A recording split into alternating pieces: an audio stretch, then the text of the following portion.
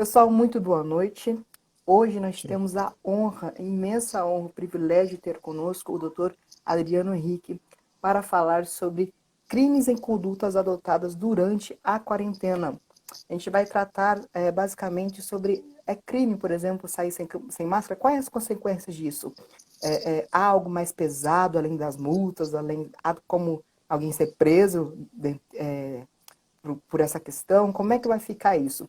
Principalmente se atentando ao fato de que nas próximas semanas o comércio aqui em Goiás vai começar a retornar. Então a movimentação tende a ficar muito maior, né? Então a preocupação com essas questões como é que fala, da legalidade mesmo, Sim. de você sair devido a normas, quais as consequências que isso pode tomar, se você pode denunciar, se fosse denunciar, o que isso acontece, o que vai acontecer. Então a gente vai tratar durante essa noite sobre isso. Bom, meu Uhum. nome é Jonatas, para quem não me conhece, eu sou o presidente atual do CAESM, o Centro Acadêmico da Faculdade de Direito do IPOG. E o Adriano Henrique, o doutor Adriano Henrique, é defensor público federal, mestre em Direito pela UFG, professor de Direito, nosso queridíssimo professor. Ele tem o dom de fazer com que todos os alunos sejam apaixonados pelo professor que ele é. Literalmente, eu não Não, conheço um ser vivo que só gostar não de é direito penal. Não top. precisa gostar de mim. Se eu conseguir fazer vocês aprender penal, tô feliz. Com certeza consegue, com Né? certeza encanta todo mundo. E ele, além disso, já passou em vários concursos públicos.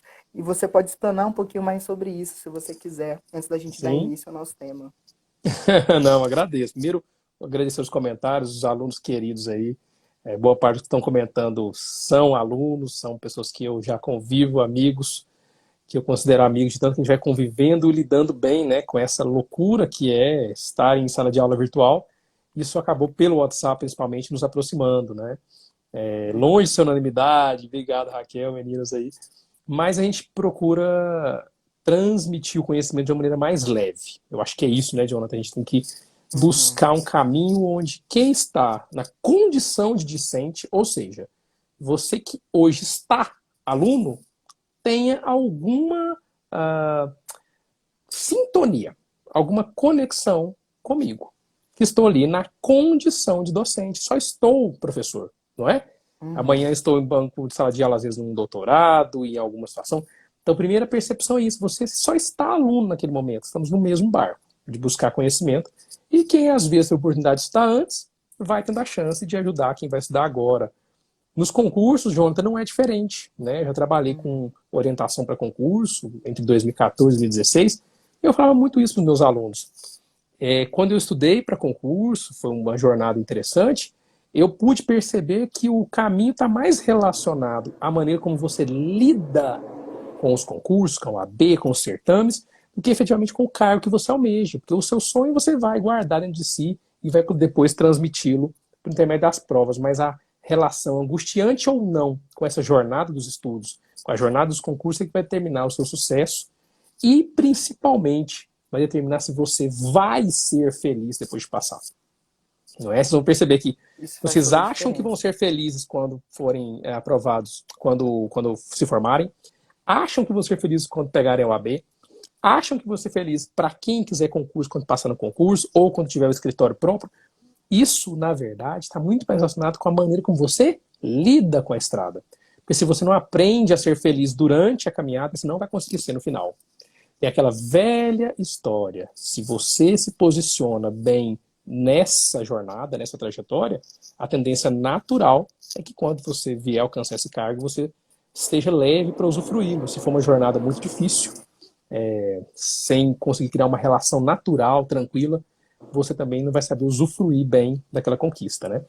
E trazendo para a docência, né, para aquilo que a gente faz em sala de aula, né, Jonathan, eu procuro deixar todos muito à vontade para que tragam as suas dúvidas, e hoje a gente vai falar um pouquinho disso. Espero que a gente não traga muito tecnicismo desnecessário, mas deixar esse papo Uhum. leve, uma vez que o conhecimento pressupõe isso, né? Essa troca leve. Se você me traz uma dúvida e você encontra uma pessoa resistente, uma pessoa com uma linguagem difícil, é muito provável que você desanime de continuar a pergunta não só para ele, mas para os demais. Isso vai tendo uma lógica. Então é natural hoje, muito natural, Jonathan, que as pessoas se sintam muito contentes, muito felizes de ligar o celular e fazer isso que a gente está fazendo aqui, ó. Passando, vendo a live do Adriano, tem não Uhum. sei quem, porque ele fica passivo e ele não se expõe, não é? Porque na hora que ele é obrigado a ter interação verdadeira com o conhecimento, ou ele vira autodidata, difícil, difícil, ou ele vai ter que se relacionar. E ao se relacionar, muitas pessoas vêm de circunstâncias muito diferentes, não é, Jonathan? Tem gente que vem com uma bagagem boa de português, o outro nem tanto. Tem gente que entra com o curso de direito com a convicção, outros nem tanto. E isso vai representar o quê? Um caminho pouco frutífero. Vai virar aquele profissional que vai ficar tentando ficar livre da OAB, passar logo, tentando um concurso só para ter estabilidade. Ele nunca se conecta. Então, acho que o que a gente tem que buscar, enquanto docente, é auxiliar não só na matéria que você ministra, mas auxiliar ao estudante um olhar diferente sobre o estudo, criar uma conexão com essa relação aqui, que nesse mundo novo, não é, Jonathan? Vocês então que são bem mais Uhum. novos, sabem que cada vez mais vai ser por intermédio de telas, não é? Então, até essa pandemia nos precipitou, nos colocou abruptamente numa situação que provavelmente vai ser a regra. O conhecimento Verdade. sendo trocado por intermédio de telas. Então, mais do que nunca, o estudante tem que rever a sua maneira de aprender, procurar exigir dos professores, ou procurar professores que falem com mais leveza, com mais naturalidade. Porque se ficar no tecnicismo, no latim, naquela chateação, Deus me livre, ninguém aguenta, né? Então, assim, Verdade. eu vou te deixar falar o que você acha promissor, interessante para a gente começar em relação aos crimes, porque eu queria sugerir que a gente abordasse essa nossa live em três grandes blocos, que seria a gente abordar o que seria o direito penal nessa pandemia, né? Para que ele se presta. Segundo, enfrentar Uhum. esses crimes mesmos, que são, na verdade, quatro tipos penais que a gente precisa colocar para vocês entenderem de onde vem e por que eles seriam incidentes nesse caso. E, por fim, a gente encerra tratando do que você mencionou no começo. Será que o direito penal é necessário ou ele será eficaz, considerando que já tem medidas administrativas acontecendo? Tem decreto prefeito, não tem? Liberando Uhum. agora, a partir de segunda-feira, shopping em Goiânia, mas com multa de R$ 600 sair sem máscara. Será que o direito administrativo vai dar conta? Então nós vamos falar disso também no final para arrematar, que mesmo que você não tenha visto o direito administrativo na faculdade, mesmo que você não tenha conhecimento ainda de como que é essa interdisciplinariedade, tenho certeza que pelo menos você vai compreender que a área do direito penal não precisa estar presente em tudo como a gente acha, leigamente, pelo Datena e Ratinho e Silvier nos sugerem. Brincadeiras à parte, fale aí, Jonathan, como você começa para a gente poder arrematar. Pois bem, a gente pensou nesse tema justamente, como foi dito, né?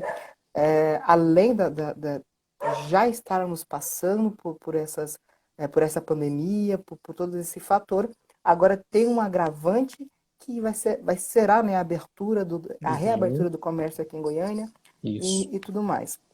Então, frente a essa nova, como é que fala, realidade que nós vamos enfrentar, do quesito de maior movimentação, de uma maior prospecção, provavelmente vai ter, da doença, né, uma maior, como é que eu posso dizer, o maior número de casos que vão chegar, né, a gente Uhum, se preocupa porque, pensando pelo lado do direito penal, ou pelo menos do próprio direito, é, é importante nós pensarmos, refletirmos quais as medidas que a gente pode utilizar para amenizar essa situação. Por exemplo, uhum, o decreto do uso de máscara é importantíssimo, né?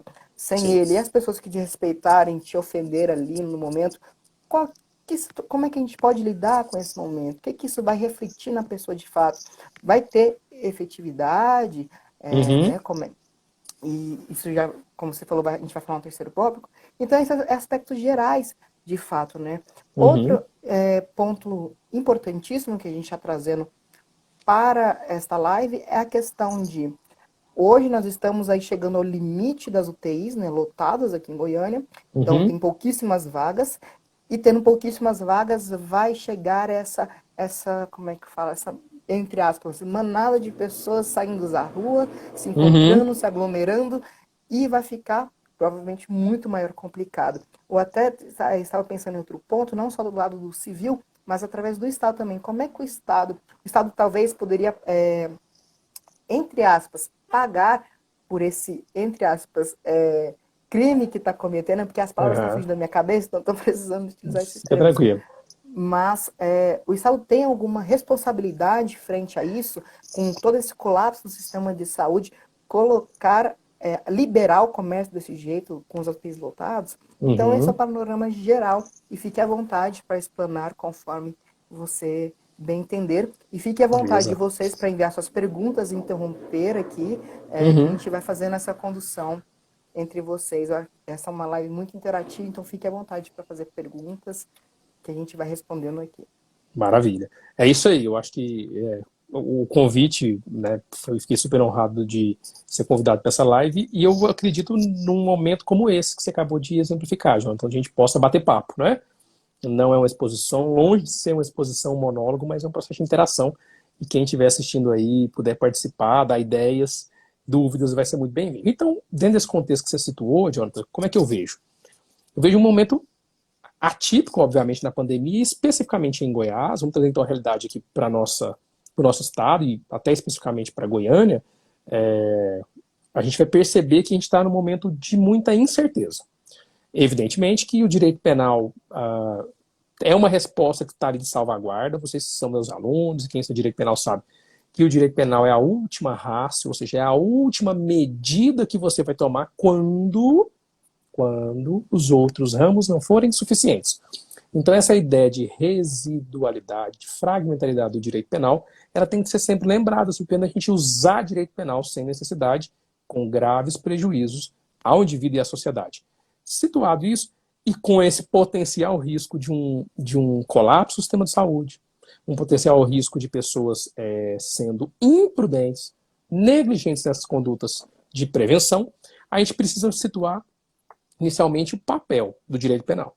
O papel do direito penal no que tange à pandemia, no que tange aos eventuais fatos típicos praticados durante essa pandemia, não é diferente em qualquer momento. A grande diferença é a força política na sua utilização. Então, a primeira coisa que tem que ter em mente. O direito penal aqui vai incidir, nós devemos colocar uma interrogação muito grande e falar, depende. Depende da política e depende do social. No contexto que você narrou, Jonathan, imaginemos que a situação fica um caos. Hoje, é impensável você imaginar alguém sendo coagido, coercitivamente conduzido por eventual descumprimento da medida administrativa, que nós vamos falar qual é, ou até mesmo preso por em virtude de descumprir alguma medida do Covid-19, que nós vamos falar daqui a pouquinho qual seria esse crime. Mas e se amanhã esse relato que você trouxe acontecer? Shoppings abertos, Rua 44 aqui em Goiânia aberto, o comércio fluindo e as UTIs cada vez menores. Eventualmente o decreto que o governador estava encabeçando, ou até mesmo o prefeito, que forem publicados, não surtirem efeito. E a população começar a literalmente deixar de lado as precauções e os temas de saúde entrando em colapso. O direito penal provavelmente vai aparecer. Sabe por quê? Porque o direito administrativo está se mostrando ineficiente. Porque o eventual direito civil, medidas, como você mencionou, de indenização, busca de ressarcimento por descumprimento, não vão surtir efeito a tempo. Então, esse é o primeiro contexto. Então, situar o direito penal junto com política e junto com sociedade. Só vai acontecer esse direito penal que a gente vai narrar hoje com maior incidência se o sistema vier dar uma colapsada. Atualmente, é uma discussão um pouco mais hipotética, digamos assim. Tá? Importante para situar também uma leve pincelada de direito constitucional. Nós não estamos em estado de sítio. Tá? Importante, gente. Não estamos em estado de sítio. Não estando em estado de sítio, naturalmente ninguém pode ser impedido de se locomover livremente por qualquer local público, ruas, praças. Entendem? Isso não tem a ver com o fato de que as medidas de restrição em quarentena, de lockdown, devam ser respeitadas. O que nós não podemos falar é que em estado de sítio fica proibida a circulação. Então, essa é a primeira diferenciação muito importante, que as pessoas confundem, tá? Aí, quando você pensa assim, beleza, Adriano, isso eu entendi. Como é que a gente traz, então, para dentro do direito penal? O direito penal, quando chamado para dentro dessa história do Covid-19, ele vai trazer 4 artigos, tá? Se você estiver assistindo e tiver interesse, depois eu coloco à disposição de vocês a lista desses artigos aqui nos comentários da nossa chamada. eu coloco depois para vocês, né, nos nossos grupos, mas são 4 artigos que podem incidir concomitantemente, 2 deles, mas em regra eles estariam em situações específicas. Por quê, Adriano? Se eu for no ponto de ônibus espirrar de propósito para contaminar alguém, se eu for na casa da minha avó, que eu quero pegar a herança, aquela velha aqui me odeia, e eu vou espirrar na cara dela, porque ela é grupo de risco, quero ver se aquela velha não morre, hoje eu pego a herança, aquela lazarenta. Não é? Então nós temos que perceber que o direito penal vai dar respostas diferentes para isso. E já são respostas que talvez o direito administrativo nem o civil não conta. Provavelmente não mesmo, tá? Então, primeira coisa é situar. Existem 4 artigos do Código Penal que nós vamos poder suscitar. Artigo 131, 132, 267 e 268, tá? O primeiro no grupo de exposição a risco da integridade física da vida e o segundo grupo pensado na exposição da coletividade, tá? Então, se você estiver pensando assim, o que esse cara está falando? Se eu sair sem máscara, espirrar alguém e lá no fundo tiver interesse de contaminar, que crime que eu estaria cometendo? Teoricamente, o crime do artigo 131. 131 do Código Penal, que é o crime de exposição ao contágio. Exposição ao contágio de moléstia grave. Ora, exposição ao perigo de contágio de moléstia grave, já foi classificado pela OMS a Covid-19 como uma doença grave, é você colocar outras pessoas em risco, não necessariamente contaminando-as, pode ser que sim, pode ser que não, mas com o objetivo específico de transmitir a doença. Adriano, tô voando, tô achando bacana, mas ainda tô voando. Imagina aquele indivíduo, porque o tipo penal serve para várias situações. Vamos pegar uma mais simples. Imagina aquele indivíduo que tem HIV, sabe da sua condição de aidético, com HIV positivo ativo, e decide, como teve um caso ruidoso, famoso, né? Se eu tivesse em sala de aula, eu pediria para Raquel, a minha aluna jornalista, para achar essa notícia e colocar na sala de aula. Mas eu não sei se ela vai estar tão disponível assim. Eu vi que ela entrou, mas teve um caso ruidoso, né?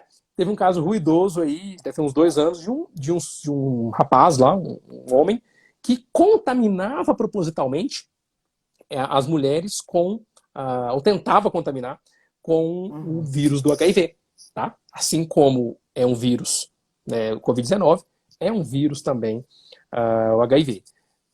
Raquel já está manifestando, é isso aí, Raquel. Vê se você acha essa notícia aí para mim, daquele...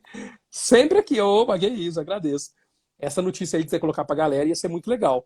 E aí o que acontece? Nesse artigo 131, você pode pensar o seguinte, olha, ele tinha interesse de transmitir, expôs a vida a perigo.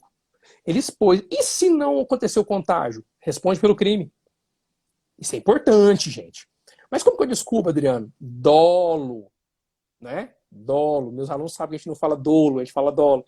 Então, se você tiver intenção, tiver o dolo de... Olha lá, a Raquel já colocou lá. Se alguém quiser, clica lá, presa. A Raquel é a fonte, ela é quase o próprio Google dentro dela mesma. A Valéria diz que recorda. É verdade. Não é?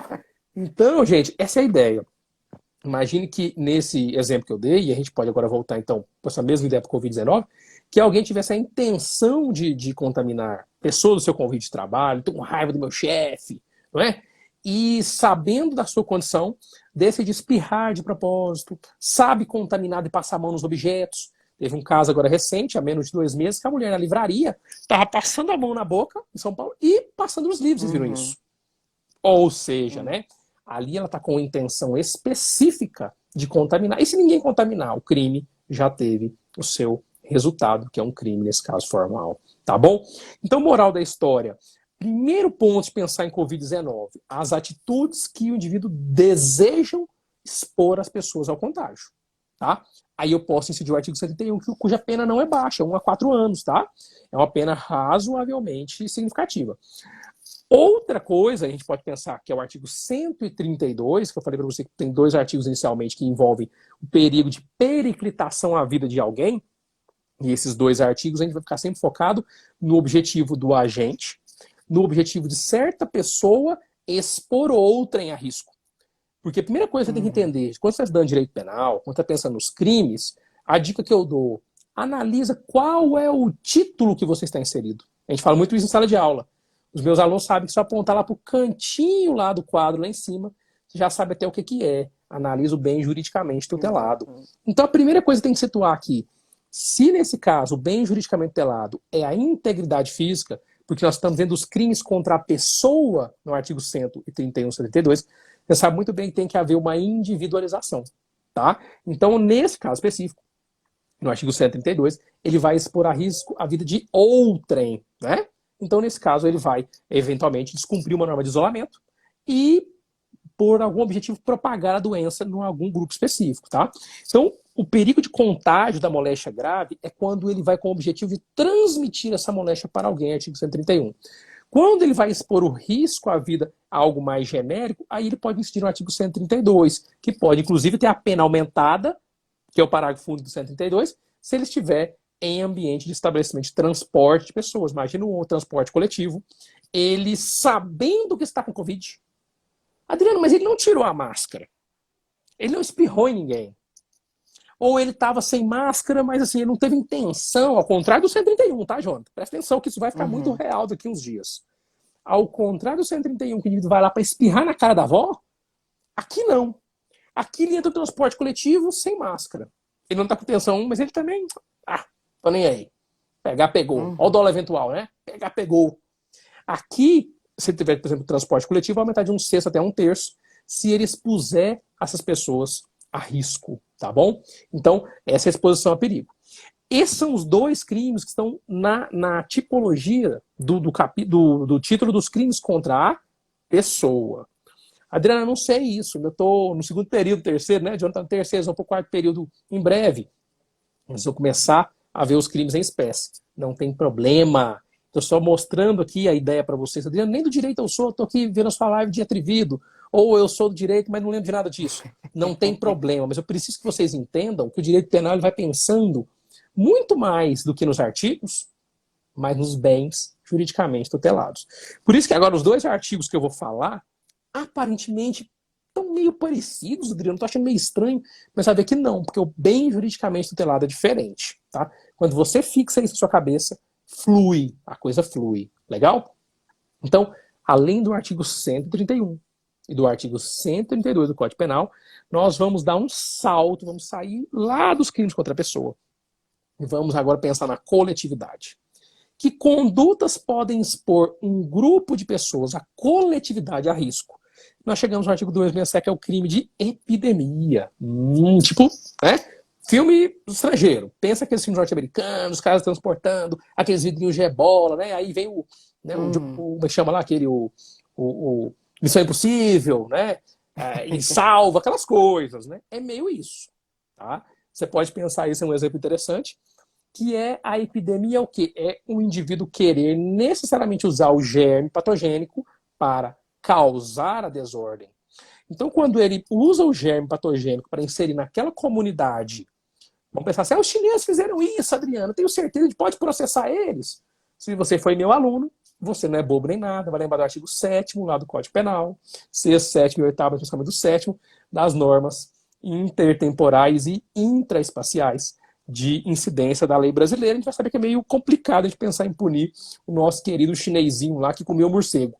Mas, de modo apenas a entender a lógica, você sabe que um indivíduo, por exemplo, que viesse lá da China, propositalmente inserisse o coronavírus no Brasil, Covid-19, ele poderia incidir nesse artigo. E olha a pena desse artigo. Uma dúvida. 10 a 15 anos. Sim, pode falar, Jonathan. Uma dúvida pertinente. Sim, pode falar. Que eu tenho sobre isso pode ser, o que seria considerado, no caso, deixa eu reformular, necessariamente teria que ser externo, por exemplo, um frasco ou algo assim, ou a pessoa, por exemplo, ela tendo o Covid, proibida de sair, por exemplo, da China, vem para o Brasil propositalmente para contaminar aqui. Isso seria, incluiria aqui. Também. Eu dou a brincadeira do vidrinho, né, do frasco, porque é aquela coisa meio de filme americano, a pessoa consegue pensar, vai transmitir, jogar o ebola, vai contaminar, matar a população norte-americana. Né? Todos os filmes querem salvar os Estados Unidos e matar o resto. Aqui, essa ideia permanece da mesma maneira, Jonathan. Imagina um indivíduo que, no seu exemplo, vem lá da China, de Wuhan, e entra no Brasil com esse vírus. Se ele dolosamente, ou até com dolo eventual, né, que nós chamamos lá do F, insere causando a epidemia no Brasil, ele vai incidir numa pena de 10 a 15 anos, é pesado. Até se ele não soubesse, se ele foi só negligente, por ele sabia, chegou no Brasil com febre, ou ele já tinha testado positivo lá, mas ele só queria voltar para casa, ele só foi assim, prudente mesmo. Aí já tem o parágrafo segundo, tá?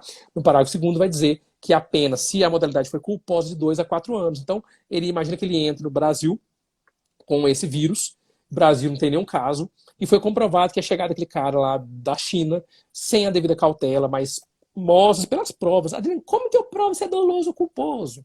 Né? Se alguém estiver assistindo e falar assim, Adriano, como é que eu sei que teve intenção ou não teve? É muito mais frutífero você fazer essa pergunta dentro do processo penal. Quando você vai apanhar as provas e esmiuçar o processo, você vai descobrir com as testemunhas, com os documentos, se teve dolo, que é a intenção, ou se teve culpa, imprudência, negligência ou imperícia.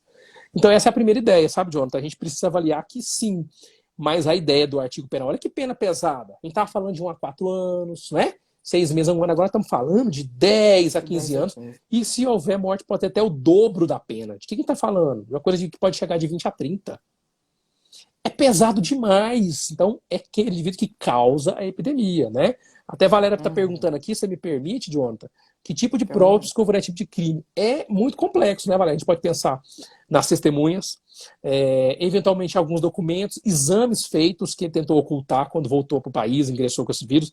Então a gente tem algumas provas que vão nos ajudar a fazer um quadro, imagem de segurança, câmera de aeroporto, tudo pode ser um conjunto de provas interessante. Né? Até aqui, ok. Entendeu, Jonathan, a ideia? Entenderam, meninos? A gente sai dos tipos penais 130 e 62 e entram para cá num outro contexto, um contexto agora de pensar na coletividade, tá? Então a gente tem o 267, que se assemelha um pouquinho lá com o 131, tá? E o polêmico mesmo, que vai dar pano para manga, é esse aqui do 268. Porque o 268, antes de entrar no 268, eu tô me lembrando, além desta mulher que estava passando o GUSP nos livros, teve um caso, eu falei isso com os meus alunos do quarto período, eles devem se lembrar, se tiver algum aqui, que teve uma mulher em Londres que cuspiu de propósito, depois de uma discussão na funcionária do metrô, lá em Londres. E essa mulher adoeceu e morreu de Covid-19.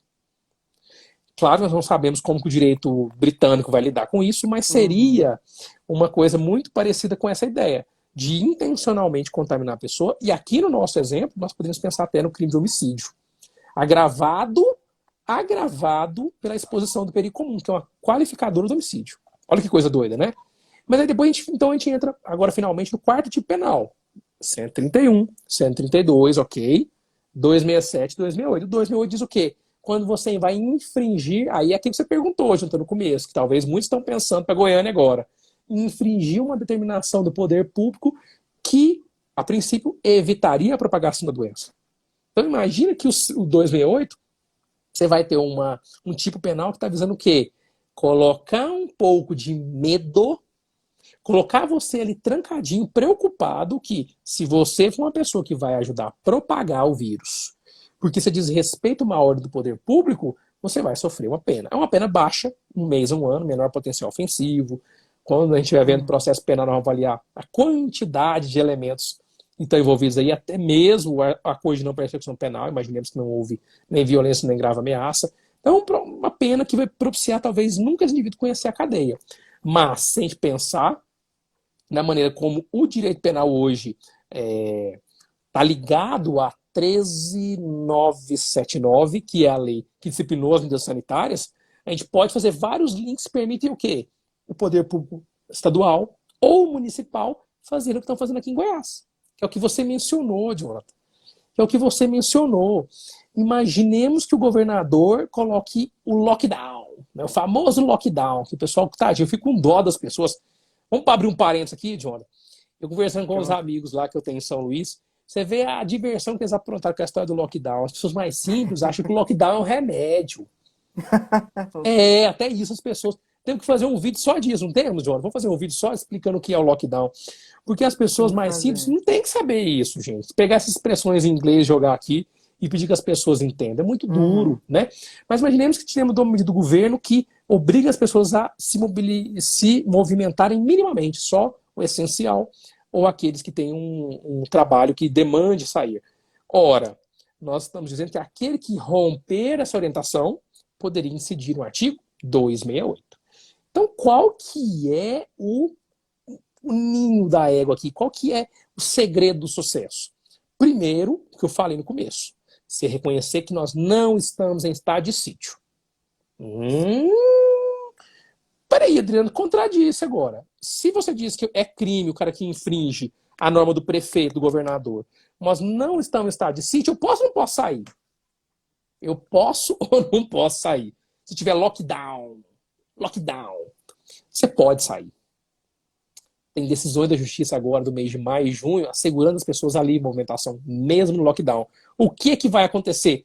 Se você peitar e quiser sair e tiver lockdown, é você que fica com o ônus da prova. Entendeu a diferença? O ônus da prova... Aqui está o segredo dessa história toda aqui dos crimes. Se você pegar isso aqui, você pegou tudo. O ônus agora é do governo. Ele que fiscaliza, ele que vai até o comércio ver se ele está abrindo na hora certa, né? O Lava Jato tem que abrir 11 da manhã.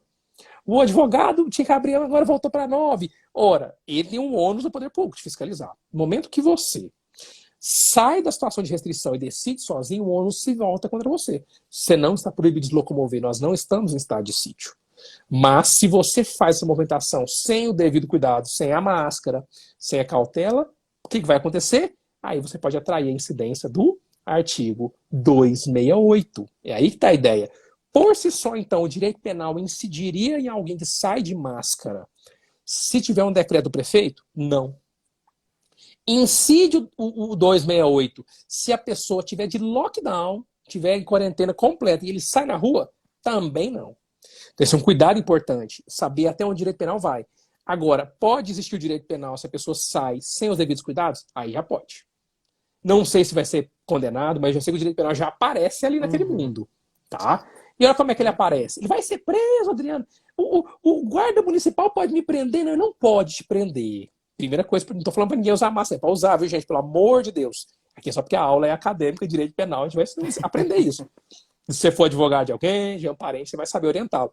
É para todo mundo usar máscara, não estou dizendo o contrário. Mas preste atenção que o guarda municipal, ninguém vai poder chegar e te conduzir para uma delegacia porque você está sem máscara. Percebem isso? Primeiro porque esse é um crime, gente, cuja pena é de 1 mês a 1 ano. Vocês vão estudar isso com o tempo, e a gente vai amadurecer isso junto. Esse é um crime que sequer admite, alguns já viram os regimes penais, o regime de cumprimento de pena semi-aberto. É necessariamente aberto se o indivíduo conseguir ser condenado, porque vai ter tantas condições de não persecução, de suspensão da pena, do processo da pena, e dificilmente vai ser condenado. Então, se ele não pode o mais, também não pode o menos. Prisão processual para averiguação, flagrante, muito menos, tá? Então essa é a primeira questão importante, a gente ficar tranquilo. Não é porque não pode, é porque o tipo penal, pela pena que ele possui, vai inviabilizar essa história. Então, nós não estamos em estado de sítio.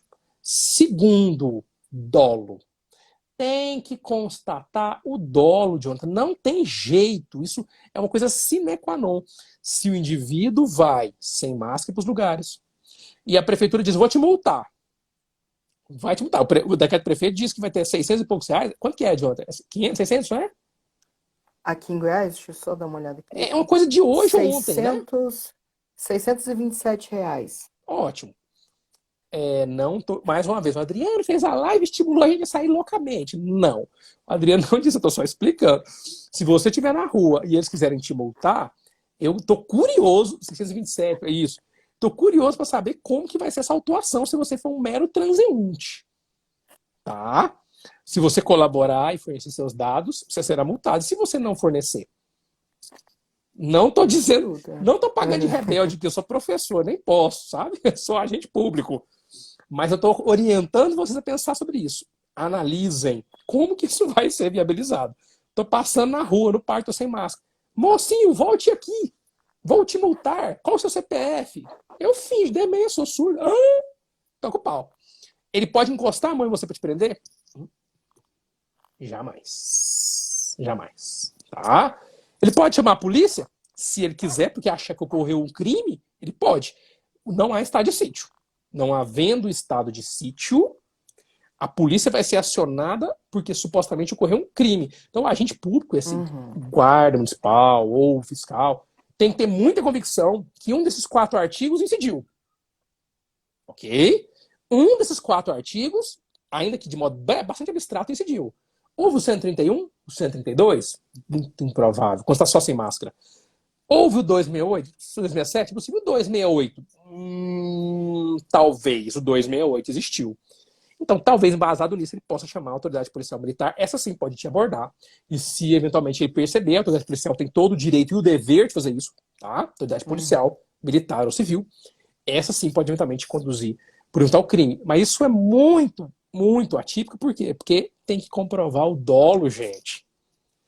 Ih, esqueci minha máscara. Desculpa, queridão. Foi mal. Não tem crime nenhum, tá? Ah, mas eu tenho que comprovar que ele é um debochado. Ele falou que esqueceu a máscara de propósito. A prova é do poder público, não é minha.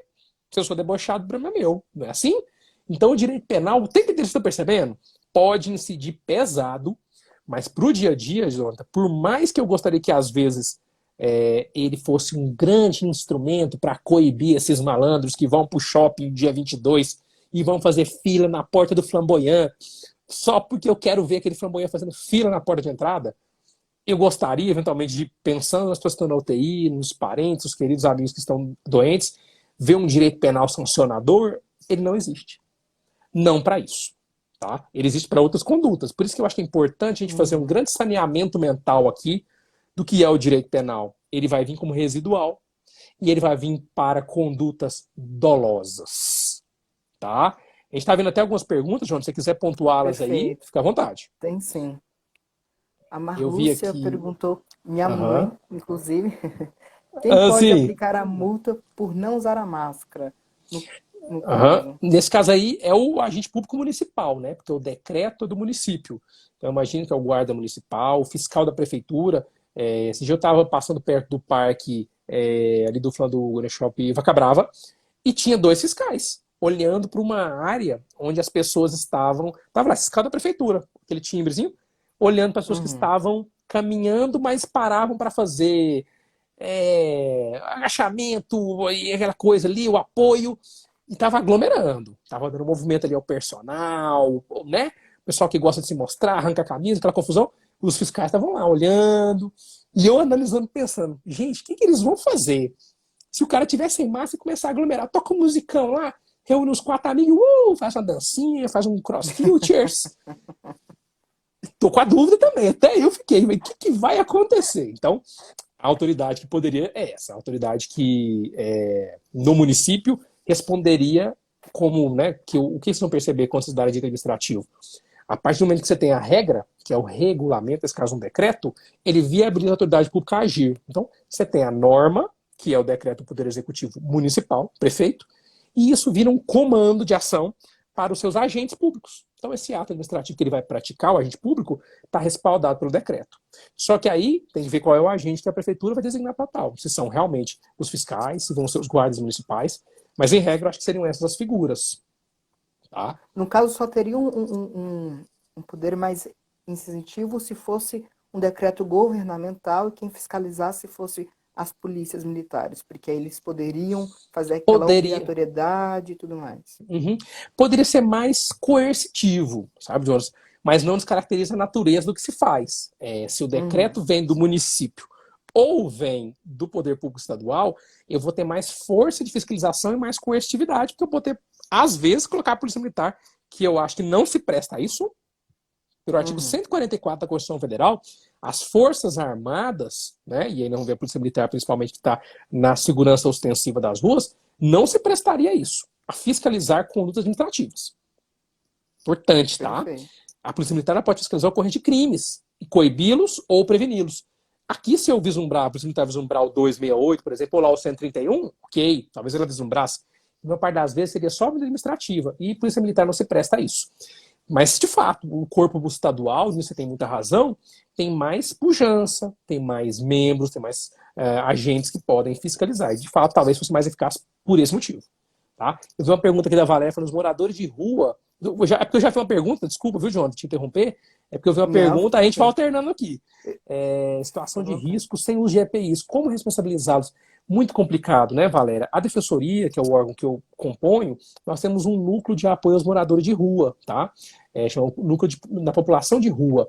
E os colegas têm feito um trabalho muito valoroso, né? Eu não componho esse núcleo, mas eu tenho acompanhado o trabalho deles fantástico, que é a busca de fornecer EPIs para essas pessoas, fornecer máscaras, álcool em gel, orientá-los para quando eles se sentirem confortáveis, se dirigirem a abrigos, munição, desejo, enfim, não há nada que me precisa entrar nessa questão do porquê que eles querem ou não querem, mas de fato, a população de rua, eles estão muito expostos e eventualmente podem ser agentes de exposição. Eu concordo contigo, tá? Então, o importante é que haja medidas preventivas por parte do poder público. Eu vejo com muita dificuldade chamar o direito penal para essa população. Eu acho que, desculpa a palavra que eu vou falar agora, que é pesada, isso beira um Estado fascista.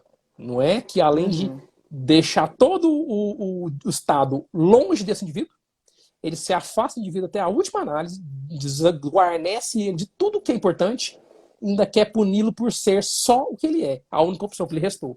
Eu vejo com muita dificuldade chamar o direito penal para isso. Então, eu vejo necessidade de órgãos como a Defensoria Pública, o Ministério Público entrarem com ACPs, como a Defensoria entrou, para obrigar o poder público a fornecer EPIs para essas pessoas, orientá-las, fornecer locais seguros, fornecer locais para que a higiene pessoal, banho, isso sim, me parece muito mais coerente com esse momento, não é? Eu acho muito mais coerente, mais justo. Danilo perguntou do crime de desobediência. O crime de desobediência, Danilo, ele é um tipo penal também que exige dolo, tá? O dolo na desobediência perante o agente público, ele tem a ver com o ato administrativo que ele pratica. A gente tem que ter muito cuidado, que o crime de desobediência ele é meio banalizado. Ah, se o policial falou isso, tem que obedecer? Não sei. Se a ordem foi ilegal, tem que avaliar se ele está nas funções, se ele às vezes está prevaricando. Então a desobediência tem a ver com um ato ser legítimo, oriundo de uma atribuição que aquele agente público possui, tá?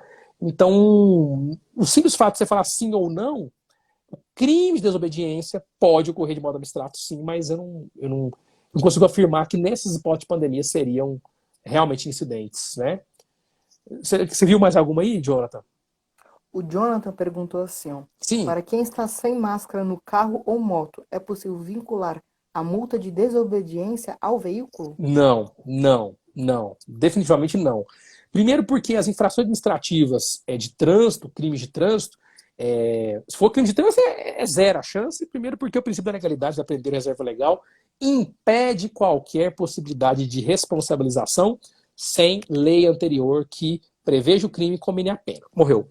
Mas tem infração administrativa de trânsito, é a multa. Eu posso vincular? Também não, porque não há previsão anterior no Código Penal, diferentemente do regulamento que envolve as questões civis ou as questões do trato pessoal e pessoas físicas. No ato administrativo também incide o princípio da legalidade. E o ato administrativo ele tem que estar sempre embasado numa norma. Percebe, Jota? Uma norma que dá validade a esse ato. Não havendo essa norma, o Código Brasileiro não disciplina, de qualquer modo, a necessidade de dirigir veículo automotor protegendo-se contra o perigo de contágio de patógenos, seria um tipo penal assim, um tipo administrativo assim. Dirigir veículo ou automotor utilizando-se de proteção contra patógenos. Se existisse multa para isso, sim. Mas não havendo previsão para essa utilização, não se pode. Só se criar uma lei que altera o Código de Trânsito brasileiro, aí eventualmente a gente pode até cogitar isso. Mas atualmente não. O que eu percebo, então, meu nome é Jonathan, é que o pessoal entendeu mais ou menos a manha, que é a parte final que eu pensei. Então, você viu que a gente localizou a nossa conversa aqui do que o direito penal, para que ele existe, a sua função. Sim. A gente localizou aqui mais ou menos a ideia de que são os 4 tipos penais possíveis, né? Até eu brinquei daquela história, Adriano, pode ser grave ao ponto de virar um homicídio? Pode. Imagine que, como exemplo que eu brinquei, o cara vai chegar naquele tio velho, lazarento, que não morre porque ele quer a herança dele, e ele tá com Covid, e ele espirra na cara do velho, e o velho pega Covid e morre, como aconteceu lá no exemplo de Londres. Isso pode ser configurado um homicídio qualificado? Pode. Pode. Entende? Como que eu vou provar isso? Aí é o processo penal que vai ensinar muitas ferramentas pra gente provar isso. Então, desde... E no caso... Sim, pode falar. No caso de negligência, acho que o senhor comentou, mas tu deve retomar essa parte. No caso de negligência da pessoa, por não está nem aí mesmo, não ligando, não vou usar máscara, mas não acredito nessa Para história. o tipo do 268, não, a doutrina e a jurisprudência não admitem a mortalidade culposa. Então, se você infringe a Uhum, determinação do poder público de modo culposo, não é fato típico, não é crime, tá? O crime é quando você tem o dolo de infringir, o dolo de propagar a doença, tá? Diferentemente, cuidado, diferentemente do que a gente possui lá no artigo 100, do artigo 267. Que é quando aquele exemplo do frascozinho, ou do indivíduo que vem da uhum, China, que você falou. Naquele exemplo, a modalidade culposa é admitida. O indivíduo sabe que provocou um grande transtorno naquele país, naquela comunidade, mas ele foi por negligência, não foi porque ele quis. Aí a gente pensa em modalidade culposa. Agora, esse de infringir decreto do prefeito, não usar máscara, não respeitar o lockdown, tudo isso exige dolo, dolo, dolo. É o dolo de contaminar, é o dolo de respeitar a quarentena, é o dolo de ir adiante, tá? Então isso é muito importante não perder de vista. Toda vez que vocês se depararem com uma conduta, saiu lá no Balanço Geral, saiu no Jornal Anhanguera, aquelas notícias bombásticas, tomara que não se confirme a uhum. sua previsão, Jonathan, de UTIs mais lotadas. Mas se acontecer alguma coisa Tomara. nesse sentido, tenham sempre isso em mente. O direito penal vai entrar somente naquilo que o direito administrativo não der conta. E presumo que ele vai dar conta. De que maneira eu também tenho dificuldade. Eu tenho medo aí de essa história de multa, ser mais uma lenda urbana para deixar as pessoas um pouquinho com medo. Olha, põe a máscara. Eu não tenho 600 conto para pagar essas multas, não. Para a mãe falar para o menino adolescente. Então, assim, eu vejo mais como uma lenda urbana para ajudar do que Uhum, uma aplicabilidade. Quem tem um comércio, quem tem eventualmente a gestão de pessoas por um trabalho que ela contratou, essa pessoa eventualmente pode ser mais facilmente punida, porque ela é mais facilmente encontrada, né? E pode ser exigido uhum. dela a documentação e tudo. Do transeunte, né, do pedestre, acho um pouco mais provável a aplicabilidade dessa medida administrativa, mas existe? Existe. Se abordado por um agente, ou não sei se for Danilo que perguntou do desobediência, ou às vezes ele foi desrespeitoso com a gente, aí pode ser o desacato, aí nós podemos ir crescendo no direito penal, e o direito penal vai entrar às vezes com 2, 3 tipos penais, por uma situação que seria uma Uhum. bobagem, tá? Por isso que a gente não pode perder o direito penal de vista ainda, tá? Porque pode ser que pontualmente aconteçam vários crimes. Mas a tranquilidade que eu deixo é, dessa nossa live, o direito penal está aqui, a Covid-19, incidindo pontualmente, e esperemos que continue assim. Porque ele só vai incidir muito se nós vivermos um período mais caótico. Espero que, além de não viver período caótico, eu quero ver vocês presencialmente em agosto. Recado dado. Não admito outra coisa que não vê-los presencialmente em agosto. É nosso maior desejo. Professor, mas falando, retomando, antes da gente finalizar nossa live, no artigo 267, ele fala causador de epidemia. Uhum, O que se enquadraria numa epidemia? uhum, E esse causador, a gente já está vivendo uma. A sim. gente consegue fazer uma epidemia, dentro de uma epidemia, consegue aplicar esse artigo dentro da atual circunstância que nós já temos hoje? Eu acho complicado a gente imaginar, né? Porque peraí, derrubou aqui. Eu acho complicado, Jonathan, a gente imaginar isso, porque o objetivo de analisar uma nova propagação seria se a gente não conhecesse esse germe patogênico, que é a expressão utilizada pelo Uhum, Código 1267, parte final, germe patogênico, ou seja, esse caso aí, um vírus, né, nominado de Covid-19, se ele não fosse conhecido ou tivesse uma região não afetada, sim. Imaginemos que o indivíduo leva o Covid-19 para uma comunidade indígena, que não tem um caso. uhum, Ele é um negligente, pode responder a modalidade culposa do parágrafo 2º. Mas ele vai com o dolo eventual. Quer saber? Vou voltar para minha cidade lá, dane-se, eu moro lá, sei lá, no interior do Amapá, e ele vai aproveitar e visitar, sei lá, tá passeando de barco no Rio, vamos descer ali. Ah, mas, cara, tem uma comunidade aqui, pessoal mais isolado. E se tiver com Covid, dane-se. Pode ser que aí ele pode responder por esse crime, tá? Mas eu acho que o importante é que o conceito de epidemia aí pressupõe que esse germe patogênico já não esteja em circulação. Senão já não é mais o dobro, porque olha a pena, é 10 a 15 anos podendo dobrar. É uhum. muito pesado, não é um crime para qualquer situação.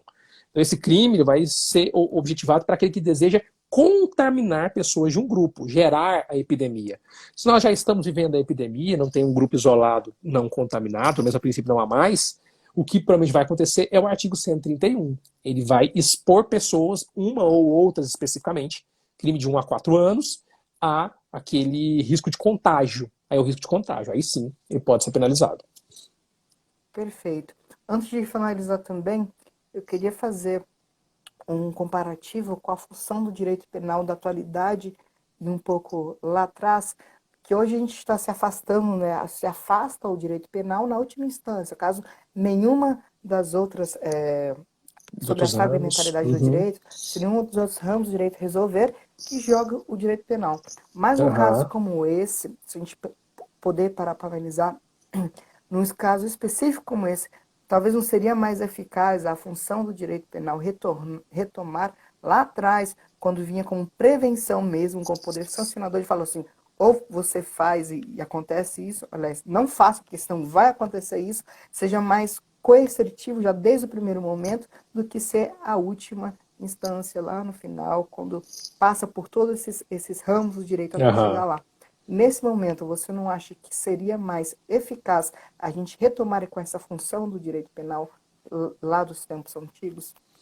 Eu vejo com muita preocupação isso, Jonathan, porque o direito penal, por mais tentador que seja a sua utilização para gerar uma coerção, um receio na população, os instrumentos que ele tem à disposição não podem ser alvos de blefe.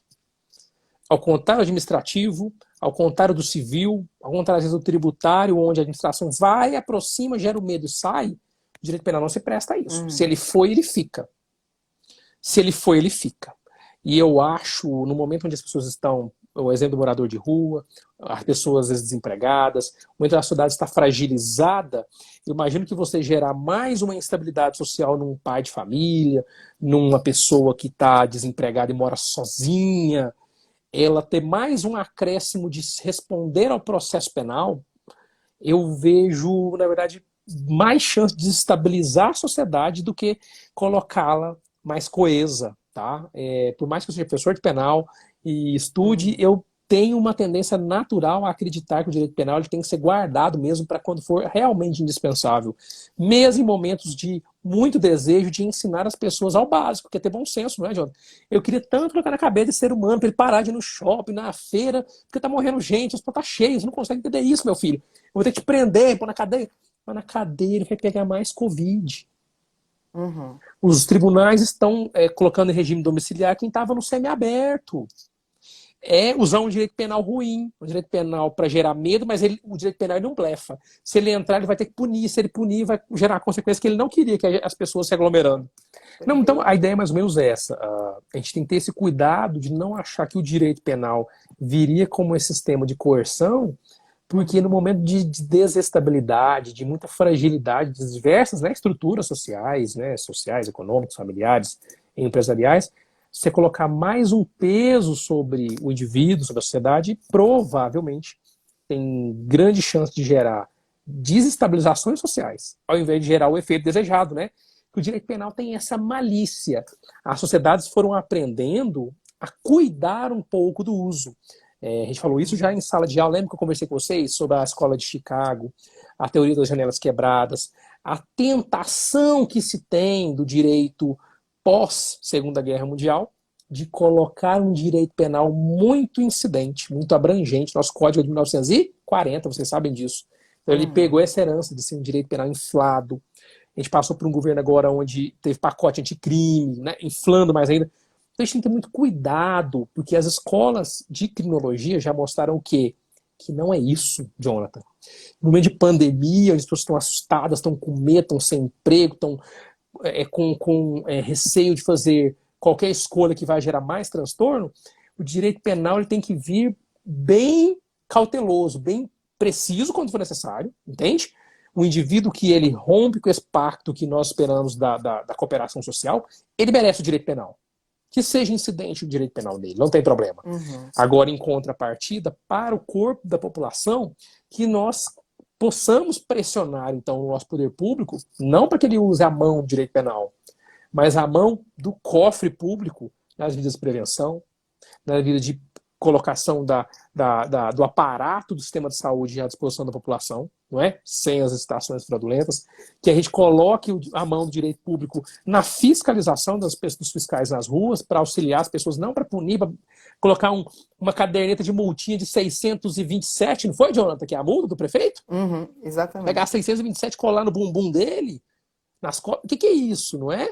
Vamos pensar em maneiras de as pessoas orientarem com mais firmeza os ambientes públicos, os shoppings, as feiras, as ruas, respeitando o lojista, respeitando também aquele que precisa trabalhar, que já está saturado aqui no limite do seu faturamento negativo, da sua receita que não existe. Então, é um bom senso. Vamos investir dinheiro, muito menos no direito penal e mais nisso.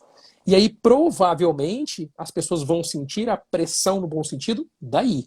Tipo, eu não vou lá bater perna na feira, no shopping pra bagunçar, porque tem fiscal, os lojistas não estão rindo de bobeira, eles estão firmes, querendo trabalhar mais sérios. Eu acho que isso é muito mais eficaz. Gastemos o nosso dinheiro público nisso. Porque direito penal soa muito, é tipo o canto da sereia, ele é muito tentador, eu entendo isso. Se você Exatamente. for firme com o direito penal, a pessoa vai, eu não quero ir preso, então é melhor pôr a máscara, eu não quero ir preso. Não. O ser humano tem um fetiche por contrariar normas, né? Isso está da nossa história, da nossa infância, da nossa construção. Então é só dizer que uma coisa não pode que fica legal. Então a tendência natural, a história mostra isso, é que a gente usa o direito penal com inteligência. Que usa o direito penal agora para ter um sistema colaborativo e se houver um descumprimento específico, pontual, que ele seja duro e firme, necessariamente firme como deve ser. Porque eu volto e repito, direito penal não está para ser blefe. Direito penal não é política Uhum. de orientação. Direito penal é uma política de punição. Então, se ele for, tem que punir. Então, é melhor que ele não vá para as condutas que o direito administrativo resolve. Perfeito.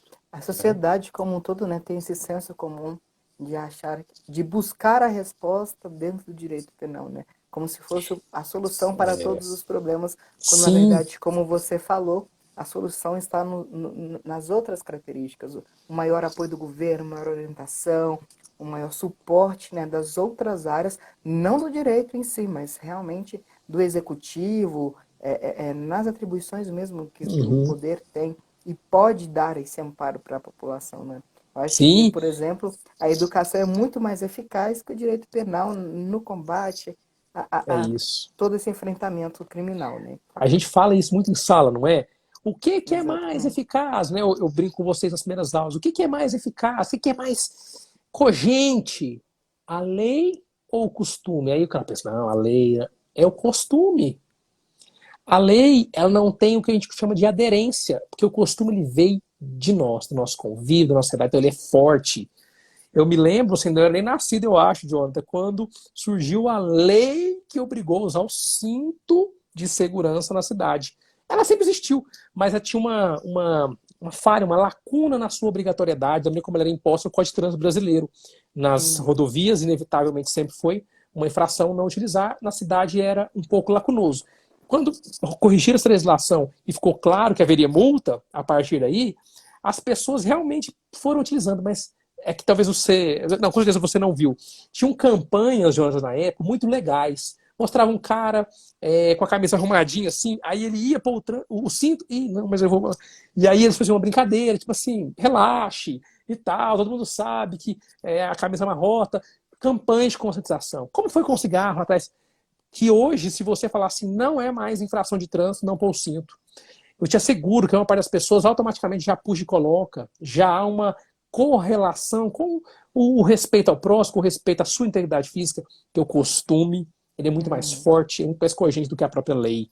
Então, que a gente consiga colocar nessa história do Covid-19 o mais rápido que a gente puder, costumes mais rápidos, mais cogentes, do que se preocupar tanto com o direito penal, né? A Valéria fala, a fiscalização mais orientativa, é isso, Valéria, eu acho, sabe? Eu acho isso algo mais orientativo, orientativo com seriedade, com mostrando firmeza, mas sem a necessidade de gerar esse medo. Porque eu acho que esse medo vai só colocar as pessoas mais desejosas de romper a regra, né? É complicado isso, né? Mas é verdade. A última pergunta que me veio à mente aqui agora, que é uma Sim. questão mais política, talvez, mas a questão do presidente desrespeitando ou contrariando as próprias regras, né, que estão em Uhum. consenso, tanto na Organização Mundial da Saúde, como até mesmo entre os governadores e prefeitos, Uhum. enfim, entrando em contrariedade a todos, a maioria do que da realidade que nós estamos enfrentando. Dentro dessa perspectiva, por ser presidente, há alguma questão do direito penal que se aplica, que pode vir a se aplicar no futuro, que seja por irresponsabilidade, que seja nesse sentido? Uhum. O que acontece? Como figura pública, inevitavelmente sim, né? Inclusive, quando estourou essa história do coronavírus, eu me lembro, isso já deve ter quase uns 2 meses, Jones, que houve, foi um advogado privado mesmo que entrou com uma representação. Na verdade, eu acredito que ele quis fazer uma notícia crime no STF, por suposta prática do artigo 131, que a gente conversou bastante sobre ele hoje, e o 330, em face do presidente da República. Só que para processar o presidente da República envolve o ministro da Justiça e o Procurador-Geral da República, e isso não foi levado adiante perante o STF, porque o Procurador-Geral da República também já tinha vislumbrado que não haveria o dolo. Lembra que a gente falou do dolo? Não adianta a gente pensar nessas figuras sem dolo. A única modalidade culposa clara e específica é do 267, mas é o do pandemia. Não sendo pandemia, sendo 131, 132 ou o 268, a gente realmente precisa provar uma intenção. E se tinha ou não, né? A gente nunca sabe, não devemos aqui fazer lucubrações, mas do ponto de vista de quem tem a atribuição para isso, a competência para isso, que é o Procurador-Geral da República, ele deu que não havia motivos para processar o presidente em relação a isso. Então, essa questão, inclusive, já foi alvo de questionamento judicial. Não chegou a ser judicial, mas nas esferas judiciárias. Do ponto de vista político, é esperado que sim, né, Jonathan? Que a gente tenha nas autoridades um espelho de conduta. Então, realmente, independente de questão partidária, X ou Y, seria muito mais desejável que, não é só ele, prefeito, governadores, se mostrassem não só bem eloquentes e contundentes nas dicas, nas recomendações, mas que também dessem um exemplo. Né? E não é só no Brasil, você vê lá nos Estados Unidos, essa semana Trump estava numa coletiva de imprensa, nem ele nem ninguém estava de máscara, enfim, o país que mais tem contaminados e mortes no mundo. É isso, cada país vai ter que administrar o quanto ele espera, o quanto ele se espelha naquele governante para isso, independente de qualquer opção política. Para isso seria um acréscimo, vamos colocar assim, seria um bom acréscimo ter uma figura pública chefe do Poder Executivo Federal, né, que no país nosso de herança monarquista, porque a verdade é que o monarquismo nunca saiu do nosso coração, porque essa que é a verdade. Nosso apego à figura do Poder Executivo Federal é tão grande que parece que a gente vive uma monarquia até hoje. Se eu perguntar quem é o chefe do Poder Legislativo Federal, a pessoa não sabe nem o que é isso. Não sabe. Quem que é o chefe do Poder Judiciário brasileiro? Mas o presidente da República, rapaz, vira meme. Acima de todos, né? Como se ele tivesse... Então, assim, então a gente tem um apego muito grande a isso. Mas que todas as figuras públicas de referência pudessem ser mais, né, cautelosas e dar exemplo. Né? Acho que seria legal. Acho que Luciana coloca aqui, se dentro da empresa tiver um funcionário que apresente sintomas e constata que ele está com Covid, o dono da empresa é obrigado a testar todos os colaboradores. Essa questão é um pouco controversa, tá? Já tem decisões na Justiça do Trabalho, Luciana, questionando essa situação, essa obrigatoriedade. Imaginemos que esse indivíduo testou positivo para a Covid, mas naquela empresa todos estavam seguindo as orientações que o Ministério da Saúde, 13979, decretos estaduais e municipais, deram no sentido de usar máscara, haver álcool gel, evitar aproximação, manter distância, não sei que tipo de empresa, imagina uma fábrica, imagina um supermercado, né? Ora, eu não posso admitir que essa empresa seja fechada ou que eventualmente ela custeie todos os exames dos funcionários, tá? Por quê? Porque esse funcionário que está com Covid-19 muito provavelmente não fica o dia inteiro na empresa, né? Tô só fazendo, né, uma ilustração aqui de brincadeira. Ele vai na casa dele, pode ter pego com a esposa, ele pode ter pego no armazém que ele foi perto da casa dele. Então, esse é o primeiro pressuposto. Não estou falando que a empresa não tem responsabilidade. Ela tem, pode configurar com acidente de trabalho, que voltou a ser uma questão aí depois que caiu a 936-MP. Mas, enfim, não vamos tão longe. Só para te responder de modo objetivo, eu entendo que o dono da empresa pode não ser obrigado, mas seria extremamente recomendável para tranquilizar o ambiente de trabalho que ele pudesse testar todos. E, evidentemente, que as pessoas que estão com sintomas de Covid têm direito a testar gratuitamente, seja por intermédio de plano de saúde, se ela possuir um, ou por intermédio do sistema público de saúde. Quem não tem sintomas tem que avaliar se tem uma condição eletiva pelas circunstâncias do local, ou, eventualmente, da família, que permitisse, se ela não tiver condições de pagar, testar. Seria muito recomendável, tá, Luciana? Eu pudesse orientar uma empresa dessa, eu falaria assim, se possível, as pessoas que tiveram um contato direto com ele testariam. Mas não ao ponto de fechar o setor de produção, não ao ponto de fechar, eu acho que não. Eu acho que não é por aí.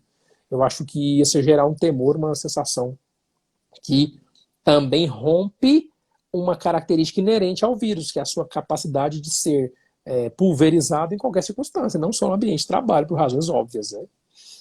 Tá? A Valéria emenda essa pergunta, pode ser a empresa representada penalmente? Olha, não, Valéria, porque a pessoa jurídica, vocês devem estar estudando e daqui a pouco vão amadurecer essa ideia, ela não pode ser alvo do direito penal, salvo situações muito excepcionais no direito ambiental. Tá? O direito ambiental permite a responsabilização penal de uma pessoa jurídica, mas o direito penal, em regra, é voltado especificamente para as pessoas físicas. Então, a empresa, nesse caso, não tem como ser apenada do ponto de vista do direito penal. Tá bom? A Raquel coloca a última pergunta aqui, Jonathan. Colocação interessante, professor, porque parece que a gente acha que o presidente é o dono do país acima de todos.